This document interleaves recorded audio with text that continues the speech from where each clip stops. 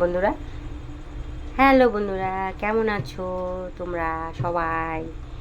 আজকে আমি কি রান্না করেছি বলো তো? আমি রান্না করেছি আজকে এগ বিরিয়ানি। এই দেখো, এগ বিরিয়ানি দেখেছো?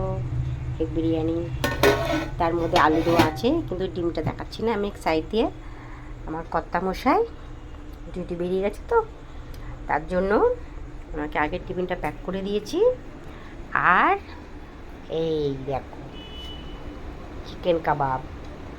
ঠিক আছে, এখন একটুখানি ভেজেছি অল্প করে, একজন খাবে তার জন্য। তার প্লেটটা সাজিয়েছি, এই দেখো, দেখেছো? ওই জন্য এটা ওর জন্য, এটা ওর জন্য, ও খাবে। আর আমরা পরে খাবো।